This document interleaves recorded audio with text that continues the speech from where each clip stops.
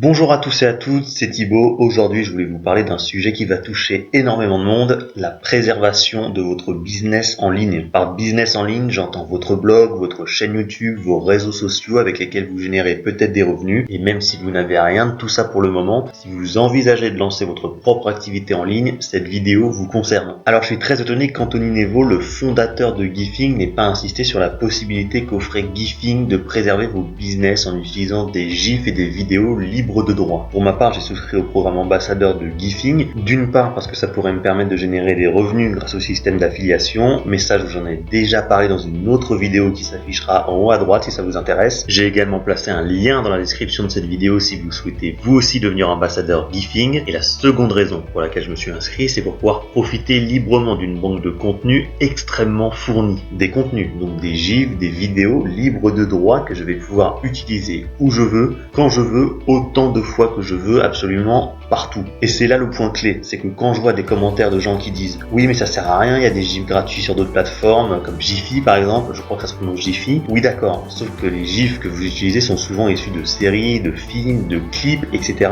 Mais ni vous, ni les banques de gifs en ligne présentes actuellement ne disposent des licences pour pouvoir jouir pleinement de ces contenus. C'est presque du vol du coup, enfin c'est du vol même. Et vous n'avez pas pu passer à côté de la polémique liée à l'article 13 voté par la Commission des affaires juridiques de l'Union européenne en 2018. Alors c'est encore un peu flou, mais en gros YouTube est responsable des contenus qu'il propose sur sa plateforme. Mais si vous faites une vidéo avec un extrait de Game of Thrones par exemple, YouTube ne dispose pas des droits pour diffuser cette série, et donc il supprime votre vidéo. Et rien ne nous dit que ce genre de loi ne s'étendra pas à vos blogs ou à vos réseaux sociaux. Alors oui c'est vrai, il y a ce qu'on appelle les exceptions au droit d'auteur, le droit à la parodie qui devrait en théorie autoriser l'utilisation de mèmes et de gifs dans vos contenus, sauf qu'en pratique les robots de YouTube qui analysent vos contenus, c'est des robots donc ils sont un peu cons et ils réfléchissent pas. Et c'est ce qu'explique une eurodéputée allemande sur le site de Libération, donc quand même une source sûre. Je vous lis la citation. Les robots sont incapables de faire la distinction entre une infraction au copyright et une utilisation légale au titre de l'exception comme le permettent la parodie ou la citation. Pour le dire simplement, un algorithme filtrant compare une empreinte d'un contenu téléchargé avec une base de données des contenus copyright. Donc en gros, pour ne prendre aucun risque, YouTube devrait supprimer directement les vidéos contenant des gifs dont il ne possède pas la licence, c'est-à-dire beaucoup de gifs. Voilà, donc pour ma part, je suis bien content d'avoir accès à des contenus libres de droit sur Gifing, parce qu'au moins je suis certain que je vais pas me réveiller un matin, découvrir qu'une nouvelle loi a été votée et que mon business que j'ai construit pendant des années s'est cassé la gueule en une nuit, parce que j'avais mis une vidéo de 5 secondes montrant Jon Snow en train de voler sur un dragon. Y a rien de pire que de ne pas avoir le contrôle sur son activité et de se dire que son business peut s'écrouler du jour au lendemain. Donc oui, Gifing, outre les opportunités qu'il offre par son système d'affiliation, est une vraie chance, selon moi, pour vous protéger tout simplement. Je vous invite à regarder la vidéo du joueur du grenier sur le sujet de l'article 13. Le gars raconte que la très grande majorité des vidéos qu'il a publiées ont été démonétisées, c'est-à-dire qu'elles ne lui rapportent plus un centime. Donc tu t'emmerdes à faire des vidéos, à créer du contenu, etc.